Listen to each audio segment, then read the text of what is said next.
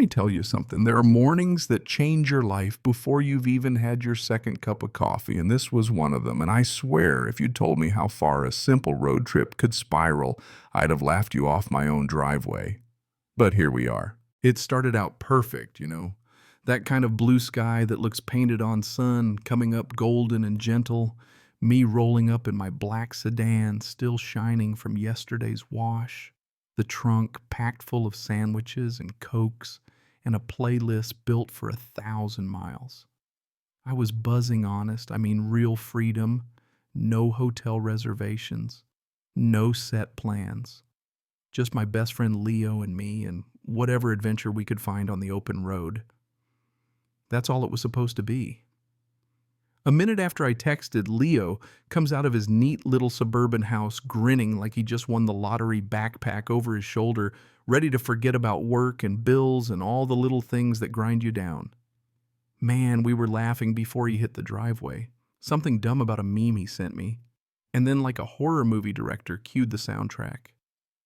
This voice just rips through the morning, sharp, shrill, and mean enough to make a dog bark 2 blocks away. We both freeze. Standing on the porch next door is this woman, late 60s, bleached blonde hair that could stop a tornado, big pink velour tracksuit and sunglasses the size of saucers. She's pointing straight at me and spits out, "I've seen your kind on the news. Casing the joint, bringing your drugs and crime, get off my street." My mind just blanked. I'm literally in Leo's driveway, where I've been 100 times suddenly the villain in her own private episode of Law & Order Suburban Fear. Leo, the most laid-back dude I know, tries to smooth things out. "Ma'am, that's my friend. We're just heading out for a trip." But she doubles down, accusing us of being criminals, drug dealers, and God knows what else. Now it'd be funny if it wasn't so damn hostile. Her voice is trembling with rage, and she's so locked into her fantasy. She doesn't even recognize Leo, even though he's lived there for 3 years. She says she's never seen him before, that the car is probably stolen, and that's what you people do. You people.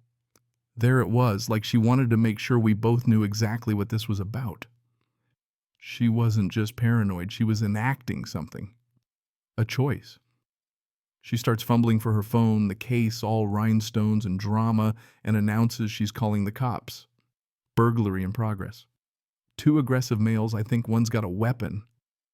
I swear the word weapon just curdled the whole world, because anyone who looks like us knows what that means when the police roll up. We stand still, arms visible on full display in the theater she just built. And yeah, you can laugh, but my stomach turned to ice. Every car passing on the street, every bird chirping, it all fades under the weight of waiting for blue and red lights. Leo's jaw is locked. I'm chewing my lip bloody, and we don't move an inch because we know exactly what happens next.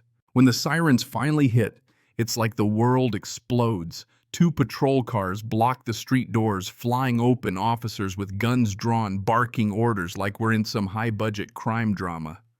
Hands in the air. Get on the ground. I do it. I get on my knees, press my cheek to the cold concrete, feeling every stupid little pebble. Thinking, is this real? Is this my life now?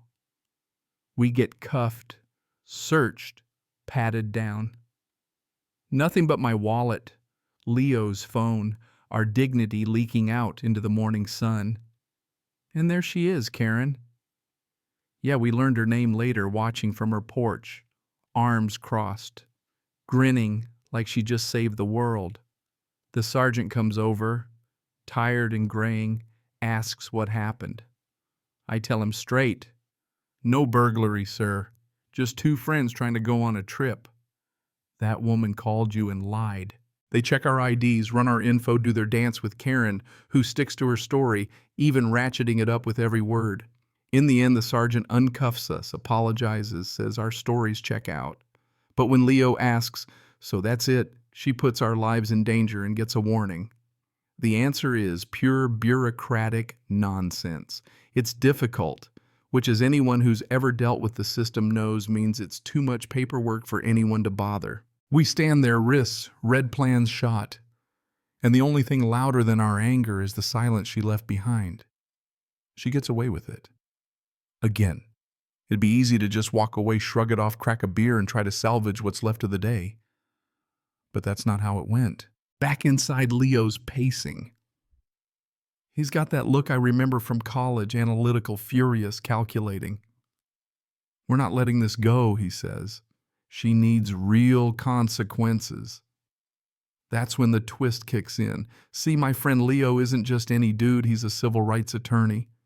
And me, I'm not just some content strategist. I'm an investigative journalist for a national outlet. She couldn't have picked worse targets if she tried. So, we got to work me on my laptop, Leo.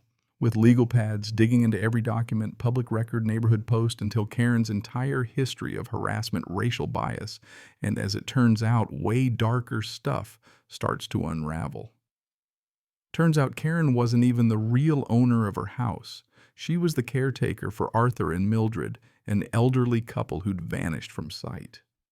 Through shady trust amendments, a crooked doctor, and a questionable notary, she'd taken over their lives, locked them away, and begun emptying their accounts.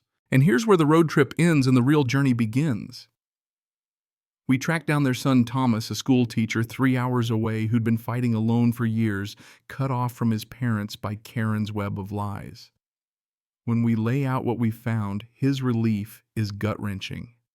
Together, lawyer, journalist, and son, we build a case that gets the police, adult protective services, and financial crimes investigators involved. The rescue is tense as hell. The police and APS find Arthur and Mildred inside, alive, heavily sedated, confused, and told their own son was dead, but they're rescued finally. Karen, stripped of her bravado, is cuffed and led away, a pink tracksuit, never looking so pathetic. And I can't lie, watching her get marched into that patrol car was one of the most satisfying sights of my life. The woman who called the cops to erase us ended up erasing herself. The fallout. Huge. News coverage explodes. Leo becomes a hero. Starts a non-profit tackling housing discrimination and police bias. I write the story that launches my career. Arthur and Mildred, with Thomas's help, begin to heal. Karen, she's facing so many felonies, she'll never see daylight again. And just when we thought it was over, a final twist, Karen left behind a secret, a safe deposit box, the shiny box Mildred kept mentioning that held forged documents, a fake passport, and family photo albums with Mildred's face cut out like Karen was trying to literally erase her and become her. That box, found because of a cruel taunt in a prison deposition, ended up being the key to restoring Mildred's memories and sealing Karen's fate forever. So yeah, the road trip happened, just not the way we planned. The open road led us to something bigger, a fight for justice, a rescue, a reckoning. When we finally did make it to the coast, sitting on the hood of the car, listening to the waves, it felt earned in a way 1,000 vacations never could. And that's the truth sometimes. The journey you need isn't the one you planned. Sometimes you have to stare down hate and ugliness to clear the way for something better. Sometimes you have to fight not just for yourself, but for people you've never met. And sometimes justice isn't a courtroom speech or a headline, it's a photograph, a son's reunion, a driveway finally at peace. So let me ask you, where do you draw the line between bystander and hero? What would you have done if it was your neighbor, your friend, your family on the other side of that door? Leave a comment. Share your own story, because justice only happens when regular folks decide enough is enough. And if you ever see a pink tracksuit on your street, maybe take a closer look.